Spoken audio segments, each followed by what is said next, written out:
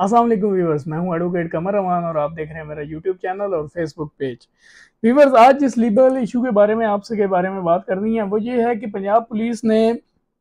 एक online website शुरू की है जिससे आवाम को बहुत ज़्यादा फ़ायदा हुआ है और बहुत सी सहूलियात जो हैं वो उसकी वजह से दी जा रही हैं। लेकिन वहीं पे जो है वो एक बहुत ज़्यादा मसला सामने आ रहा है जो मेरे भी 2-3 क्लाइंट्स को फेस करना पड़ गया है, और इसके अलावा भी काफ़ी ज़्यादा जो है वो क्रिमिनल्स उन्हें इसके बारे में जो उस बहुत मसला आता है, ख़ुसूसन ये जो छोटे ऑफेंस हैं उनमें। पंजाब पुलिस ने एक ऑनलाइन वेबसाइट शुरू की है, उसमें उन्होंने एक फ़ोल्डर रखा है क्रिमिनल रिकॉर्ड होल्डर का। वहाँ पे अब वो लोगों का रिकॉर्ड आ जाता है जो भी जो तकरीबन हर क्रिमिनल को वहाँ पे रिकॉर्ड मौजूद होता है, लेकिन जो है वो तंग सिर्फ जो लोग चोरी में और डकैती में या ऐसे जो ऑफेंसेस हैं जैसे गैम्बलिंग में और नारकोटिक्स के जो केसेस हैं उनमें आ जाए, तो एक बार अगर उसका रिकॉर्ड आ जाए तो वो उस खुद ब खुद वहाँ से जो है वो रिमूव नहीं होता, बल्कि उसका एक प्रॉपर लीगल प्रोसीजर है जिसके तहत आपको वहाँ से जो रिकॉर्ड है ख़त्म करवाना पड़ता है। और वहाँ पे रिकॉर्ड होने का आपको सबसे बड़ा मसला ये बनता है कि जब भी कोई भी एफआईआर होती है नामालूम अफराद पर जिसमें कोई नामजद बंदा नहीं होता, तो वो इस किस्म जो भी लोग उसके पहले से क्रिमिनल रिकॉर्ड होल्डर हैं उन्हें वो उठा के ले जाते हैं। सबसे पहला इशू ये होता है। दूसरा इशू ये होता है कि आप कहीं भी किसी अच्छे होटल में जाके जब भी चेक इन करते हैं तो आपका रिकॉर्ड उनके सामने आ जाता है। तीसरा, अब इन्होंने इस वेबसाइट की एक्सेस जो है वो डॉल्फिन एहलकारों को भी दे दिया। आपने अक्सर देखा होगा कि बहुत सी जगहों पर डॉल्फिन एहलकार खड़े होते हैं और वो जो है फर्दर लोगों के आईडी कार्ड्स लेकर और वहां से वेरीफाई कर रहे थे कोई ऑब्सकॉन्डर तो नहीं है, कोई किसी केस में मतलूब तो नहीं है, तो वो भी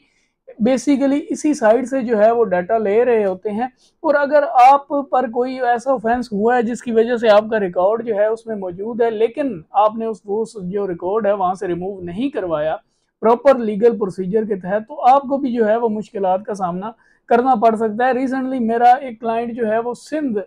में था और वापसी पर जब आते हुए उसे सिंध और पंजाब का बॉर्डर जो है सादकाबाद, वहाँ पे उसकी चेकिंग हुई और वहाँ में उस रिकॉर्ड में वो स्टक हो गया।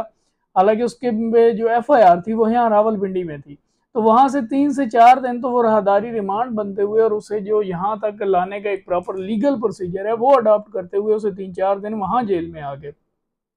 तो बेसिकली जो है जब भी आप पर कोई भी ऑफेंस हो, खसूसन इस किस्म के ऑफेंसेस हों, तो लाजमन जब भी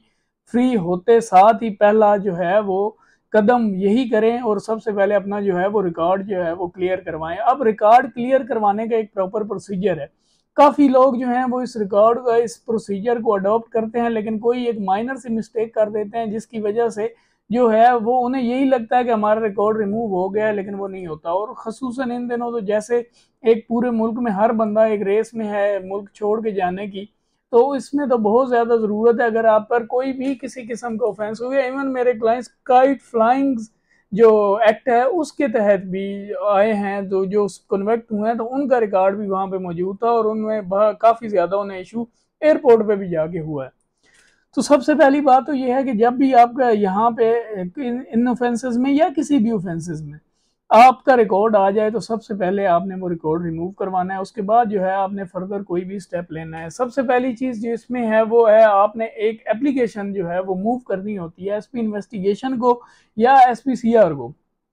उसमें सिंपली आपने जो नॉर्मल एप्लीकेशन होती है वो फॉर्मेट होता है, वो फॉर्मेट या मैं साथ अटैच भी कर दूंगा, वो फॉर्मेट की आपने एप्लीकेशन बनानी है। एप्लीकेशन बनाने के साथ आपने अपना डिस्चार्ज ऑर्डर जो है जो जिस कोर्ट ने आपको बरी किया है वो वाला फाइनल अटेस्टेड ऑर्डर कोर्ट से लेके वो आपने उस एप्लीकेशन के साथ जो है वो अटैच करना है। अब यहाँ पे जो मेन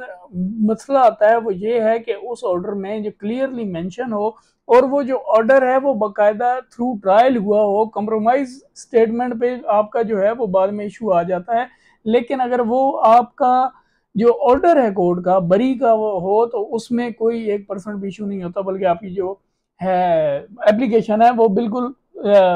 जल्दी से प्रोसीड हो जाती है। इसके अलावा जो है मजीद इससे आगे एक और बड़ी मेन गलती है जो लोग अक्सर करते हैं और उसके बाद फिर उसमें कोई ना कोई टेक्निकल जो है वो फॉल्ट आ जाता है। जब भी आपका कोई भी कोर्ट आपको बरी करती है तो आपने उसी टाइम जो है एप्लीकेशन नहीं मूव कर देनी। जैसे कि ऑफेंसेस हैं, ऑफेंसेस में मुख्तलिफ जो है उनमें अपील्स का हक दिया गया है मुद्दई को, क्योंकि लाजमी सी बात है आप तो इसमें अक्यूज हैं,